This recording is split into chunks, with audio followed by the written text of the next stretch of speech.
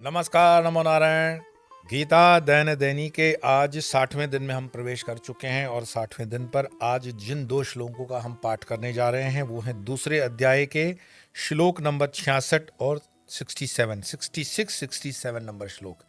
तो आइए पाठ प्रारंभ करते हैं। स्वर का थोड़ा ध्यान रखिएगा। नास्तिर्बुद्धिरयुक्तस्य न चायुक्तस्य भावना न चाभावयतः शान्तिरशान्तस्य कुतः सुखम्।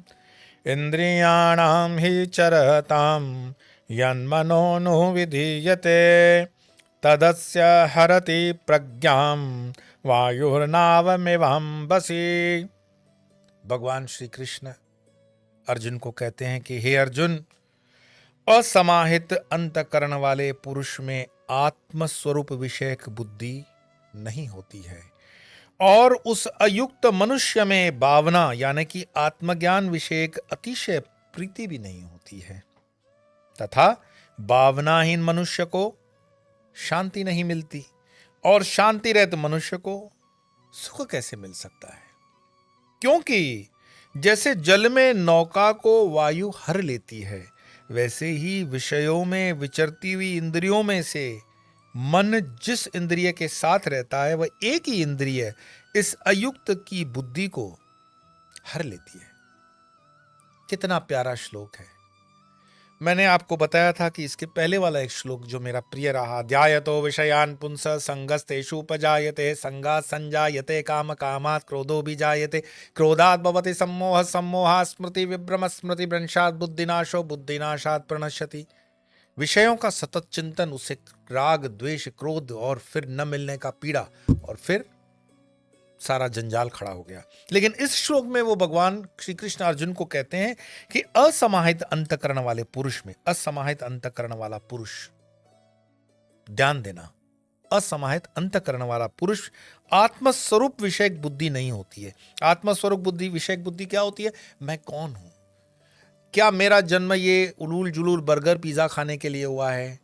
क्या मेरा जन्म ये मर्सिडीज, ये कार, ये बंगले गाड़ियों के लिए हुआ है?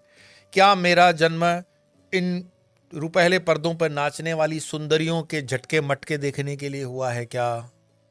तो मेरा जन्म किस लिए हुआ है? ये है स्वरूप विषयक बुद्धि।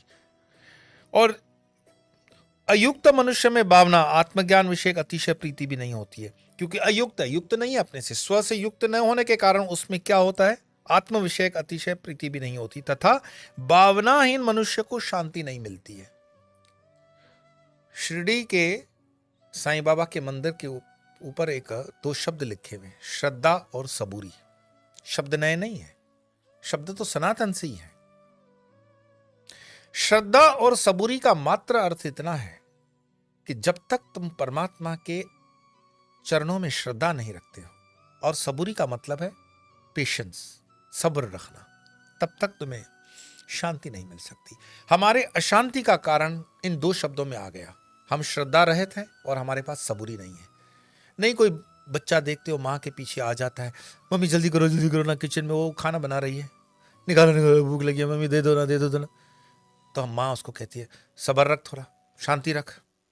वो बचपन से ही बच्चे ने अपने गुण दिखा दिए हैं, सबूरी नहीं है उसमें। और श्रद्धा एक ऐसा विषय है जिसके कोई कैप्सूल नहीं होते। श्रद्धा तो आपको धारणा ध्यान जो है उसी प्रोसेस के अंदर, श्रद्धा बचपन से, वैसे तो मुझे लगता है माता पिता के गुणों के कारण बच्चों में उतरती है और फिर आगे हम जब थोड़े से बड़े होते हैं तो अपने कर्मों के आधार पर श्रद्धा आती है। श्रद्धा यूं मानो कि कोई मुझे कहे ये तुम्हारी माँ है, तो जिस जमाने में डीएनए टेस्ट नहीं होता था, वैसे तो आज भी किसी माँ बाप का हम डीएनए थोड़ी टेस्ट करवाते हैं। कोई कहता है ये तुम्हारी माँ है तो श्रद्धा रख लेते हैं, माँ ही है, थोड़ी बोलते हैं नहीं डीएनए रिपोर्ट दिखाओ, श्रद्धा है। तो श्रद्धा का होना फंडामेंटली रिक्वायरमेंट है पीस ऑफ माइंड के लिए, श्रद्धा और सबूरी। और क्योंकि आगे फिर अगले श्लोक में वो बता भी देते हैं कि जैसे न जल में नौका को वायु हर लेती है, पानी के अंदर नौका, पहले पाल के जमाने में कपड़े का पाल होता था और नौका हवा के जोर से आगे चलती थी। वो पाल को खींच के रखते थे, उस पाल की डायरेक्शन चेंज करते थे, फिर वो अपना डायरेक्शन चेंज करती थी। तो गीता तो हजारों साल पुरानी है, उस जमाने में नौका वाहन वैसा होता होगा। तो उसी का एग्जाम्पल दे रहे हैं कि जैसे जल में नौका को वायु हर लेती है, वैसे विषयों में विचरती हुई इंद्रियों में से मन जिस इंद्रिय के साथ रहता है वह एक ही इंद्रिय इस अयुक्त की बुद्धि को हर लेती है। आपकी एक इंद्रिय है, पंच ज्ञानेंद्रिय और पंच कर्मेंद्रिय तो ठीक 10 हो गया, उसमें से भी 5 ज्ञानेंद्रिय में से एक इंद्रिय देखने वाली नहीं, वो देखते हो।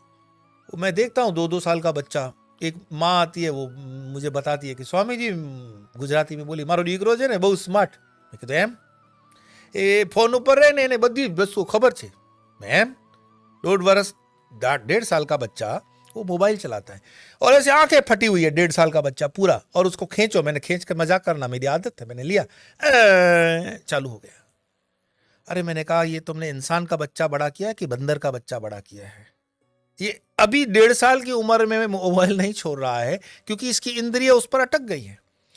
और आप हंस सकते हो मेरी बातों पर, विज्ञान कहता है ये फोबिया डेवलप कर रहे हैं हम लोग, जो ये चिपकते हैं ना सोशल मीडिया पर। कई लोग हैं, मुझे एक अच्छे खासे मेरे मित्र ने कहा, बोले मेरे पास इतने मैसेजेस आते कि सुबह जब मैं टॉयलेट करने जाता हूं ना तब सारे मैसेजेस देखता हूं कमोड पे बैठ के। तो मैंने कहा कमोड पे बैठ के तुम मैसेजेस देखते हो या माल सामान को गिराने का काम करते हो? नहीं, बोले मैं मैसेजेस देखता हूं। तो माल के ऊपर ध्यान होता है तो तुम्हें पेट के विकार हो जाएंगे भाई। तुम मल विसर्जित करने गए हो, शौच करने गए हो, वो ये कार्य करो। जरूरी है टॉयलेट पे बैठ करके। एक और मित्र मेरे ने बताया, ये विदेश के मित्र है मेरे, मेरी लाइब्रेरी देख करके बोला आपके पास तो बहुत अच्छी कलेक्शन है बुक्स की। मैंने कहा जी मुझे पढ़ने का थोड़ा सा शौक है। बोले मेरे टॉयलेट में भी 50 बुक में मैं रखता हूं। मैंने कहा धन्य हो प्रभु, हम तो हिंदू हैं, सनातनी हैं, आप भी सनातनी हो, सरस्वती को टॉयलेट में रख दिया, 50 बुक रख दिए तुमने, 2 रुपए वाली अखबार को रख लिया होता समझ गया था। फिर कुछ लोग कहते हैं कि मुझे इसकी वजह से ये, कुल मिला करके ये तो हंसी मजाक हो जाएगा और 10 मिनट के अंदर 2 श्लोकों को मैं समझा रहा हूं आपको कि कोई भी एक इंद्रिय अगर आपकी उस विषय के साथ जुड़ जाएगी, बात खत्म। वह एक ही इंद्रिय अयुक्त की बुद्धि को हर लेती है। कैसे? जैसे हवा उस नाव के पाल को खींच करके दूर ले जाती है। किसी को होता है वो कान में वो लगा देते हैं। मुझे किसी ने बताया एप्पल कंपनी का कान वाला ले लो 30-40 हजार। मैंने कहा रहने दो भाई, इसमें तो 4-5 मोबाइल आ जाएंगे मेरे, मुझे नहीं लेना, गरीब आदमी हूं। तो वो लगा करके टॉयलेट में बैठते हैं, म्यूजिक सुनते रहते हैं, या किचन में भी म्यूजिक सुनते हैं, खाना पकाते हुए मैंने देखा है, करती है, अच्छी चीज है। एक इंद्रिय लगी हुई है। मैं 5 इंद्रियां एक एक आपको बता देता हूं। जैसे ये कान लग गया, आंख लग गई मोबाइल पर, फिर कुछ ऐसे गाते पीते रहते हैं, ये तीसरी इंद्रिय लग गई। फिर अपनी अपनी तरह की अपनी अपनी रुचियां हैं, लेकिन एक इंद्रिय उसको हर के ले गई, उस सब्जेक्ट से दूर हो गई। फिर आप उसको पूछोगे कि आपने काम किया है? मेरा तो ध्यान ही नहीं रहा, मैं तो क्या तो मोबाइल सुन रहा था, क्योंकि इंद्रिय उसकी वहीं लगा हुई थी। ये आपको समझाने के लिए मैंने समझाया कि जैसे जल में नौका को वायु हर लेती है। प्यारी सी एक कहानी है। गंगा के किनारे कुछ शराबियों ने कहा कि चलो पूनम की रात है, नौका विहार करते हैं। बैठे 5 पियक्कड़ और बनारस का बना बनाया रस, बैठे नौका विहार किया, नौका लगाई और खूब खेने लगे और चंद्रमा को देख रहे हैं। चंद्रमा ने भी अपनी गति बढ़ाई, इधर से उधर हो गए। सुबह हो गई, पौ फटी, नशा भी थोड़ा कम हुआ, और नशा कम हुआ, गंगा जी की चलने वाली ठंडी हवा, तो थोड़ा सा फ्रेश भी फील हुआ। तो एक शराबी ने दूसरे शराबी से कहा कि अरे भाई पूरी रात नाव चलाई है, देखो काशी से कहीं कलकत्ता तक तो नहीं पहुंच गए। तो दूसरे ने कहा नाव तो बहुत चलाई है, मेरे तो कूल्हे बहुत दर्द करने लगे। तीसरे ने कहा मेहनत तो मैंने भी की हुई है, ऐसी बात थोड़ी है कि हमने मेहनत नहीं की है। चौथे ने कहा मैं भी कहाँ सोया हुआ था। पांचवें ने कहा क्यों जगरते हो भाई, थोड़ी सी रोशनी में देख लेते हैं कहाँ पहुंचे, अभी का अभी पता पड़ेगा। जैसे ही पौ फटी, थोड़ी रोशनी बाहर आई, उन 5 को होश आया। नाव 1 इंच भी इधर से उधर नहीं हुई थी। बोले पूरी नाइट हमने वही चलाई हुई है नाव, ऐसे कैसे हुआ? तो उन 5 पियक्कड़ों में से जो सबसे जूनियर था, मतलब जिसने थोड़ी कम ले रखी थी, उसके होश हवास आ गए। 5 इंद्रियों में से 5 इंद्रियां लौटी। बोले भाई वो नाव का जो एंकर था ना, वो खोलना भूल गए हैं। हमने अपने अपने जीवन के एंकर अभी खोले नहीं है और नाव खेतनी चालू कर दी। पूजा पाठ में आ गए, सत्संगों में आ गए, लेकिन एंकर लगा हुआ मोह माया का। ये एंकर जो है ना, बंधने वाला जो उसको बांध के रखता है, उसको खोलना बहुत जरूरी है। नाव उनकी रात भर में कई किलोमीटर दूर जा सकती थी अगर वो एंकर खोल लेते तो। एंकर नहीं खोला, उसका कांटा नहीं खोला, नाव बढ़ी नहीं आगे।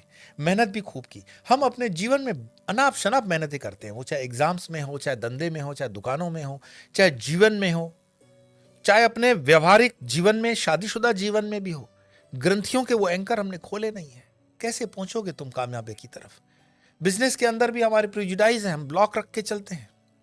संबंधों में हमारे ब्लॉक्स है। गीता उसके लिए परफेक्ट सॉल्यूशन देती है। कैसा श्लोक बिल्कुल बिठाया कि जैसे जल में नौका को वायु हर लेती है, और अगर एंकर लगाया तो जय श्री राम। आइए 2 श्लोकों का पाठ करते हैं, फिर कल तो प्रवेश दूसरे श्लोकों में होगा ही।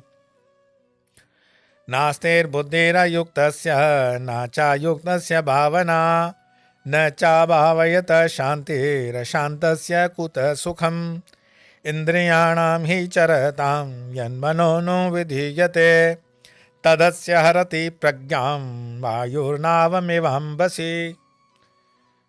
आप, मुझे उम्मीद है कि ये गीता के 2 श्लोकों का स्वयं लाभ ले रहे हो, आगे भी प्रोत्साहन दे रहे हो, अपने बच्चों को भी इसकी दीक्षा शिक्षा दे रहे हो, इसका खूब लाभ उठाओ।